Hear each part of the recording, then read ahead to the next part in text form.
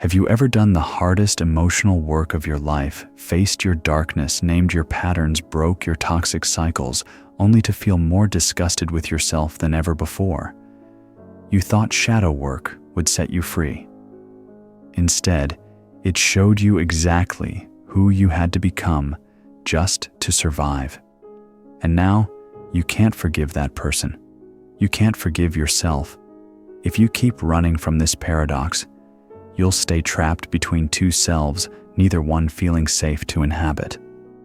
Let's go deeper into why forgiveness feels impossible when you've finally seen the truth. 3 months ago, Olivia finally understood why she'd spent 15 years people-pleasing herself into exhaustion.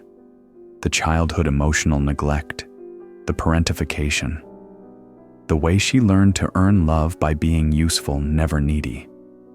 She did the work, therapy, journaling, setting boundaries with her family. She even ended a relationship that was slowly suffocating her authentic self. But instead of feeling liberated, Olivia felt hollow, guilty, like she'd betrayed everyone who depended on the old version of her. Because shadow work doesn't just show you what happened to you, it shows you what you did to survive it. And some of those survival strategies weren't pretty. Olivia realized she'd been subtly manipulating people for years, using her pain as a weapon, playing victim when it served her, acting helpless to avoid responsibility. The shadow work that was supposed to heal her had revealed a person she didn't know how to forgive. Maybe you know this feeling too. Here's what nobody tells you about shadow integration. Your persona doesn't just disappear when you uncover your shadow. It fights back. For decades, you've identified as the good one, the selfless one, the one who never hurts people intentionally. Your entire sense of moral worth was built on being different from those who caused you pain. But your shadow work revealed the uncomfortable truth: you carry the same capacity for cruelty, manipulation, and selfishness as everyone else. You just hid it better, even from yourself. Now you're caught between two identities: the old persona that feels false but familiar, and the emerging authentic self that feels too raw, too real, too flawed to trust. Take David. He spent his 30s recovering from a narcissistic mother who weaponized love. He became the anti-narcissist, hyper-empathetic, endlessly giving, allergic to seeming selfish. Then therapy showed him how he'd been using his trauma story to manipulate sympathy, how he'd punish people with his depression when they didn't meet his unspoken needs, how he'd become emotionally dependent in ways that drained everyone around him. David discovered he'd inherited more of his mother's patterns than he'd ever wanted to admit, and the shame nearly destroyed him. Because here's the thing about Carl Jung's shadow work: it doesn't just liberate you from your wounds, it forces you to grieve the identity of being the wounded one. You have to mourn the version of yourself that was purely victim, never perpetrator. The self that was justified in all its pain, innocent in all its reactions. You realize you weren't just shaped by trauma, you were shaped by your responses to trauma. And some of those responses hurt people, including yourself. This is why forgiving others can feel easier than forgiving yourself. When you forgive someone else, you get to keep your moral authority. You remain the good person choosing grace. But forgiving yourself requires you to release the identity of being the innocent one. It asks you to extend compassion to the parts of yourself that learn to survive through manipulation, control, emotional blackmail, or abandonment. It asks you to love the unlovable parts. And your ego would rather stay in righteous suffering than face that level of radical self-acceptance. The persona whispers, if you forgive yourself for this, you'll become just like them. You'll lose the one thing that makes you different, your guilt. But staying trapped in shame isn't penance. It's just another form of control. Here's the question that changes everything. If you can forgive someone else for breaking under pressure, why can't you forgive yourself for doing the same thing? Think about it carefully. When someone you love reacts badly to trauma, you understand. You extend context. You say things like, "They were just trying to survive. They didn't know better. They were operating from their wounds, not their wisdom. Look at what they had to deal with. Of course, they developed these coping strategies." You extend them the grace of understanding their behavior as a symptom of pain, not evidence of their essential character. You see their harmful patterns as intelligent adaptations to impossible circumstances. You recognize their mistakes as proof of their humanity, not their unworthiness. But when it comes to your own survival strategies, suddenly, those same responses become unforgivable character flaws. Evidence of your fundamental badness, proof that you don't deserve the love you're seeking. Signs that you're just as bad as the people who hurt you, maybe worse, because you should have known better. Let me tell you about Zoe. She grew up in a household where emotional expression was not just discouraged, but dangerous. Her father's rage was unpredictable, triggered by everything from a dish left in the sink to the sound of her laughter being too loud. Her mother's depression was consuming, turning the house into a mausoleum where Zoe learned to walk on tiptoe, speak in whispers, and disappear herself so completely that sometimes she forgot she existed at all. So Zoe learned to become invisible. She perfected the art of reading rooms before entering them, anticipating needs before they were expressed, shape-shifting her personality to match whatever would keep the peace. She became so good at emotional camouflage that she could shift from bubbly cheerleader to serious scholar to quiet helper within the span of a single conversation, depending on what the moment required.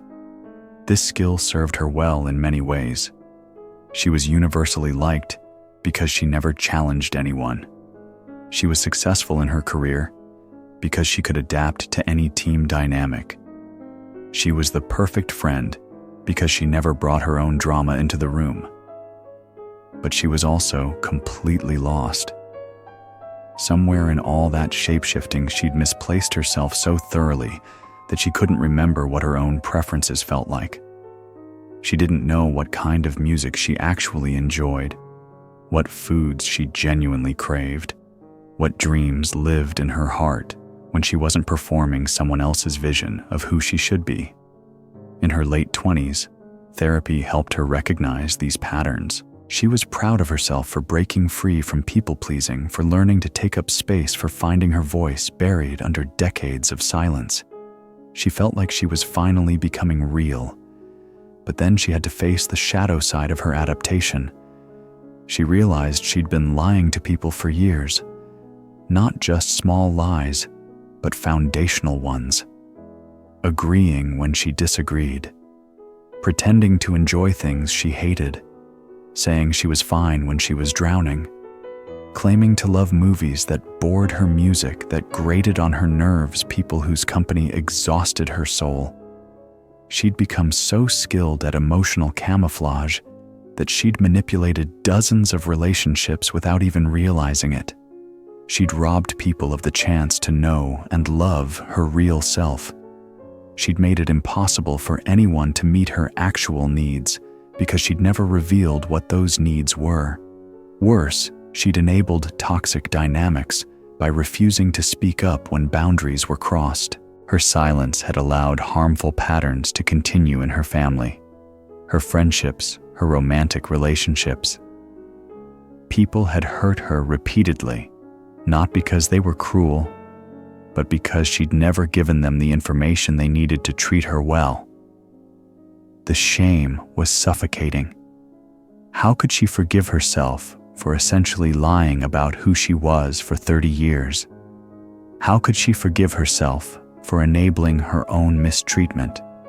How could she forgive herself for disappearing so completely that she'd become complicit in her own invisibility.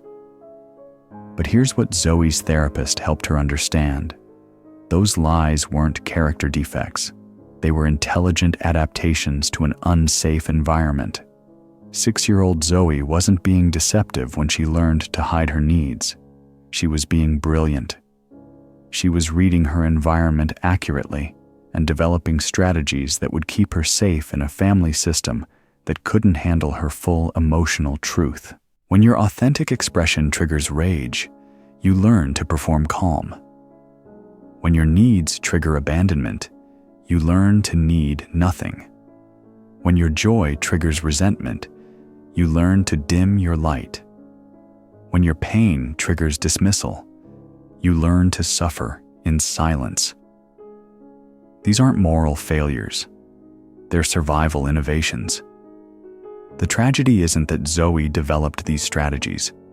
The tragedy is that she had to. The tragedy is that a child had to become so psychologically sophisticated just to feel safe in her own home. And the beautiful thing about shadow work isn't that it eliminates these patterns overnight. It's that it gives you choice. For the first time, you can see your coping mechanisms clearly enough to decide when they serve you and when they don't. You're not forgiving yourself for being bad. You're forgiving yourself for being human. You're grieving the impossible situation that shaped you into someone who had to choose between authenticity and safety. And you're choosing to stop punishing yourself for making the only choice a child could make. But there's an even deeper layer here. The reason self-forgiveness feels so impossible isn't just about shame. It's about control. As long as you're trapped in self-hatred, you maintain the illusion that you're different from the people who hurt you. You get to keep the fantasy that if you just suffer enough, you'll earn the right to be loved without conditions. You get to maintain the belief that your moral vigilance is what protects you from becoming like them. Self-forgiveness threatens that entire system. It suggests that your worth isn't based on your moral performance, that you don't have to earn love through suffering, that you're allowed to be flawed and still belong, that your goodness doesn't depend on your guilt. And for someone who learned that love was conditional on being good, perfect, and selfless, that level of unconditional self-acceptance feels terrifyingly unfamiliar. What if you stopped performing goodness and people saw who you really were underneath all the effort? What if you released the identity of being the wounded one and had to relate to people as an equal, rather than someone who deserved special care because of what you'd endured?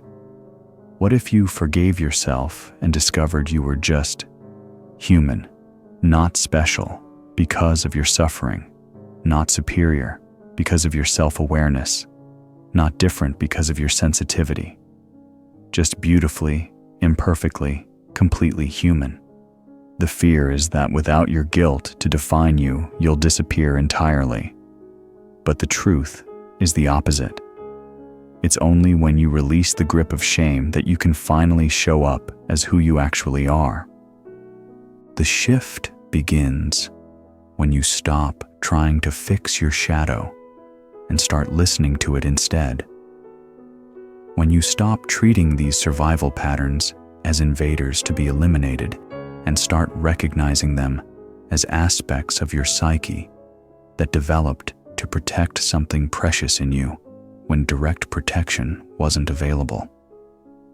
Remember Olivia, the one trapped between her people-pleasing persona and her emerging authentic self, drowning in shame about the ways she'd manipulated people for years. She spent months in this liminal space hating herself for the subtle ways she'd controlled relationships, disgusted by her own neediness that she'd hidden behind a mask of selfless giving, ashamed of the anger she'd suppressed for decades that was now emerging as passive-aggressive behavior and emotional withdrawal. Every day felt like a battle between two versions of herself, neither of which felt safe to inhabit fully. The old version felt false, but familiar. The new version felt real, but terrifying. And caught between them, she felt like she was dissolving. But then something shifted in therapy. Instead of trying to eliminate these parts of herself, she started getting curious about them. Instead of judging her people-pleasing as weakness, she began to explore it as a sophisticated form of emotional intelligence.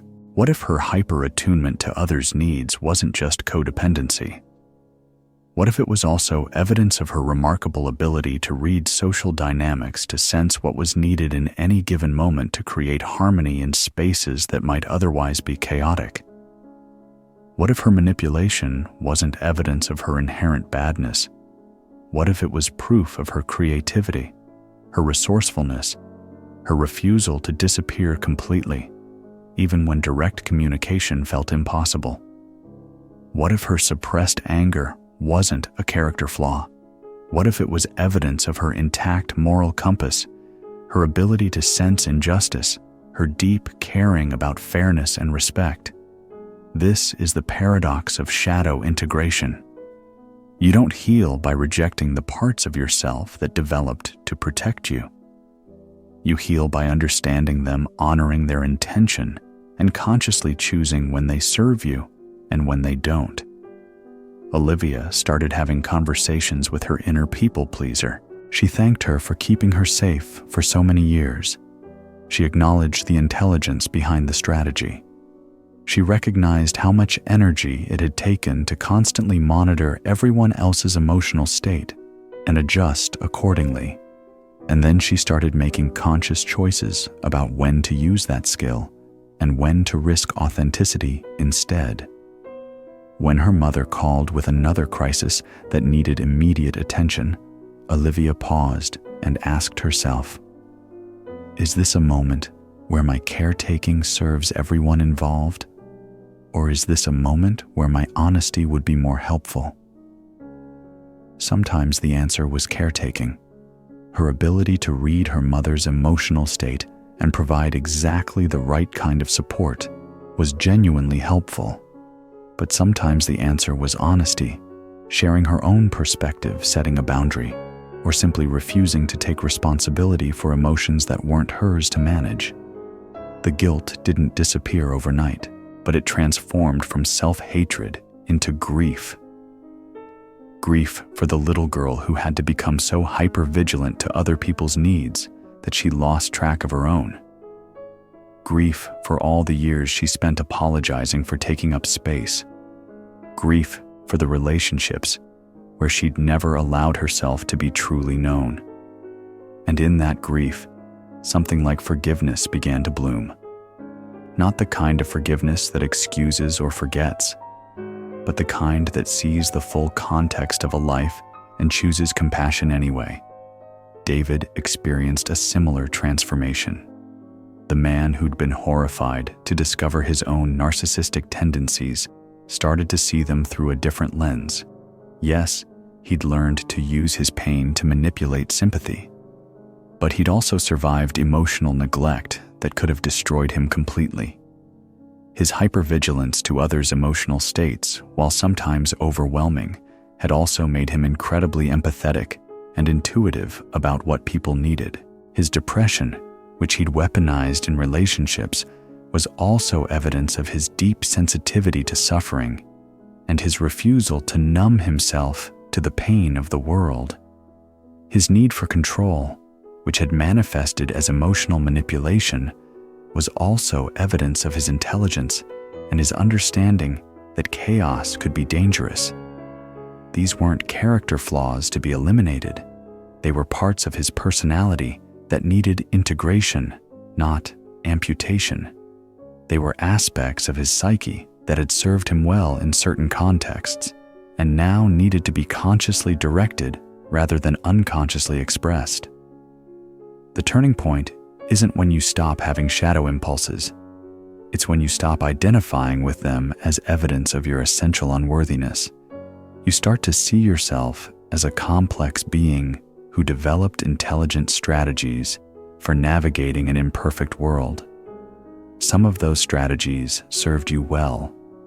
Some of them caused harm to yourself and others. All of them made sense in the context where they developed. And slowly, you begin to offer yourself the same grace you'd extend to any other person trying to make sense of their own survival. David stopped seeing his controlling tendencies as proof that he was like his mother. Instead, he recognized them as evidence of his deep intelligence and his commitment to never feeling as powerless as he had as a child. Once he could appreciate the intention behind the behavior, he could start choosing how to express that intention in healthier ways. Instead of manipulating people's emotions, he could ask directly for reassurance. Instead of using his depression as a weapon, he could share his struggles as information rather than ammunition. The shadow work wasn't about becoming a different person. It was about becoming a more conscious version of the person he'd always been. This is where the real work begins. Not the work of becoming perfect, but the work of becoming whole. Not the work of eliminating your darkness, but the work of learning to dance with it consciously. Wholeness isn't the absence of darkness. It's the conscious relationship with all parts of yourself, including the parts that developed in ways you wish they hadn't, that learned strategies you're not proud of, that carry capacity for harm as well as healing. Zoe learned this the hard way. After months of therapy, she'd integrated her people-pleasing patterns enough to start showing up more authentically in relationships. She was setting boundaries that felt foreign but necessary. She was expressing disagreement when it mattered. She was taking up space in conversations instead of just reflecting back what others needed to hear. But she was still carrying so much shame about her years of emotional camouflage that she couldn't fully inhabit her new way of being. Every time she expressed a preference, she wondered if it was really hers or just another performance. Every time she set a boundary, she questioned whether she was being authentic or just rebellious. Every time she took up space, she felt guilty for all the years she'd made herself invisible. She was caught between shame about who she'd been and uncertainty about who she was becoming. And in that space, she felt more lost than ever. Then her therapist asked her a question that changed everything. What if you stopped trying to prove you're different from who you used to be? Because here's what Carl Jung's shadow work teaches you. You're not two people, the false self and the true self.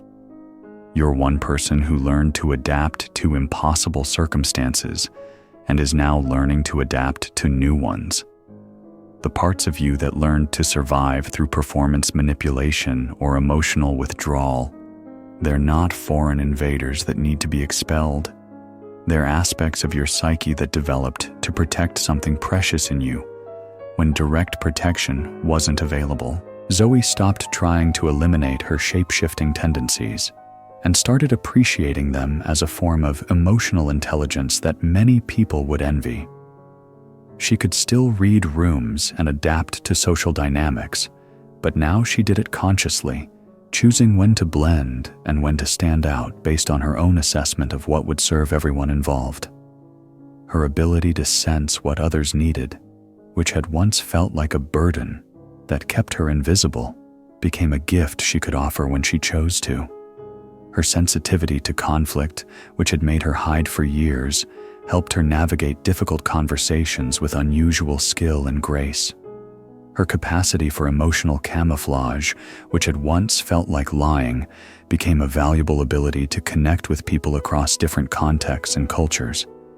She wasn't being false when she emphasized different aspects of her personality in different situations. She was being human. She wasn't becoming a different person. She was becoming a more conscious version of the person she'd always been. A person whose survival strategies had been so sophisticated that she'd never given herself credit for their intelligence. And in that recognition, forgiveness became possible. not as a moral achievement that she had to earn through suffering, but as a practical choice that served her well-being. She could forgive herself for hiding because she understood why hiding had been necessary. She could forgive herself for shape-shifting because she could see the impossible bind that had made it feel like the only option. She could forgive herself for disappearing because she recognized how much courage it had taken to survive in a family where her authentic presence felt dangerous. Most importantly, she could forgive herself for being imperfect because she'd stopped needing to be perfect to feel worthy of love. The silence inside her became less threatening. The space between thoughts became a place of rest rather than judgment. She didn't need external validation to prove she was healing correctly because she'd stopped measuring her worth by her emotional performance. When difficult emotions arose, anger, sadness, fear, even the old patterns of people-pleasing, she could greet them with curiosity instead of shame. "Oh, hello. I see you're here. What are you trying to tell me? What do you need right now?" Sometimes what they needed was expression. Sometimes they needed comfort. Sometimes they needed boundaries. Sometimes they just needed to be witnessed without being fixed or changed or improved. This is what Jung called individuation. Not the elimination of your shadow, but the conscious integration of all aspects of your psyche into a functioning whole that can respond to life's complexity with flexibility and wisdom. You're not trying to become someone else. You're trying to become more fully yourself, all of yourself. Even the parts that learn to survive in ways you're not proud of. Even the parts that carry capacity for harm. Even the parts that developed strategies you now recognize as limiting or harmful. The forgiveness you're seeking isn't permission to hurt people without consequences. It's permission to be human without self-abandonment. It's permission to make mistakes without losing access to your own heart. It's permission to be imperfect while still deserving love, care, and belonging. And that permission doesn't come from anyone else. It comes from you, choosing moment by moment not to exile yourself from your own heart because of the ways you learned to protect that heart when it was young and vulnerable and alone. Take a moment right now. What part of yourself have you been trying to forgive? What survival strategy are you still punishing yourself for developing? What aspect of your shadow are you still treating as evidence of your unworthiness rather than evidence of your intelligence, creativity, and refusal to be destroyed? What would it feel like to say to that part, "Thank you for keeping me alive when I didn't know how to keep myself safe. I'm sorry you had to carry that burden alone for so long. I'm sorry I've been treating you as the enemy when you were actually my protector. You don't have to do this by yourself anymore. I'm here now. I can help." What would it feel like to stop punishing yourself for the ways you learned to survive and start honoring the intelligence it took to develop those strategies in the first place? What would it feel like to extend to yourself the same compassion you'd offer to a child who developed these same patterns for these same reasons? This is the inner return, not to some mythical state of innocence you never actually possessed, but to a relationship with yourself that includes space for your complexity, your contradictions, your capacity for both healing and harm. You return to yourself, not as someone who never made mistakes, but as someone who learned to protect what mattered most, even when the methods weren't perfect. You return to yourself not as someone who never caused harm, but as someone who developed strategies for survival that made sense in context and can now be consciously chosen rather than unconsciously enacted. You return to yourself as someone worthy of love, not because you're perfect, but because you're human. And being human Beautifully, imperfectly, complexly human is enough. You're not failing because it still hurts. You're healing because you stayed. Forgiveness isn't a verdict you deliver after proving your worthiness. It's a practice of coming home to yourself again and again, even when that self includes parts you wish you could edit out. The shadows you've been running from aren't evidence of your brokenness. They're evidence of your incredible capacity to adapt, survive, and protect what mattered most, even when the methods weren't perfect. But also, don't forget who you became in order to survive that world. Both versions deserve your compassion. Neither version is more worthy of love than the other. Neither version is more real than the other. You are both the person you were before trauma taught you to hide, and the person who learned to hide with such skill that you almost disappeared entirely. You are both the authentic, self-seeking expression and the protective self that developed strategies to keep that authentic self safe. Integration doesn't mean choosing one over the other. It means learning to hold both with equal tenderness. It means recognizing that your survival strategies were love letters to your future self, ways of ensuring that you would live long enough to eventually find your way back home to who you actually are. Tonight, before you sleep, try this. Place your hand on your heart and speak to the part of yourself you've been struggling to forgive. Thank it for its service. Acknowledge its intelligence. Recognize how much it loved you even when its methods felt like anything but love. And then ask what it needs from you now to feel safe enough to evolve, what it needs to know in order to trust that it can relax its vigilance, soften its defenses, allow new strategies to emerge. You might be surprised by how tender the answer is, how much that part of you simply wanted to be seen, acknowledged, appreciated for the impossible job it took on when you were too young to protect yourself any other way. If this video stirred something in you, consider sharing it with someone who might need to hear that they're not broken for struggling with self-forgiveness, or simply sit with what arose and let it teach you what it came to teach. Sometimes the most radical act of healing isn't changing yourself. It's finally seeing yourself clearly enough to love what you find, all of what you find. Even the parts that learn to love in crooked ways, to protect in harmful ways, to survive in ways that required sacrificing pieces of your soul.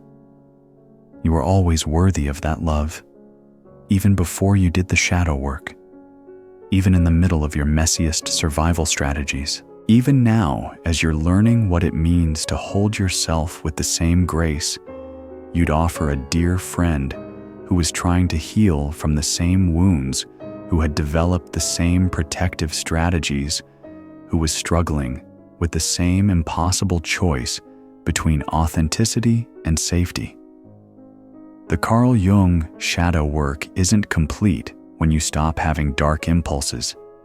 It's complete when you stop abandoning yourself for having them, when you can sit with your complexity without needing to fix it, when you can acknowledge your capacity for harm without drowning in shame, when you can love yourself not despite your shadows, but because of your courage to face them. This is what it means to come home to yourself, not to some perfect version you imagine you could become, but to the beautifully imperfect human you've always been, the one who did whatever it took to survive, the one who's still learning what it means to thrive, the one who deserves love, not as a reward for improvement, but as a birthright that was never actually in question. Welcome home.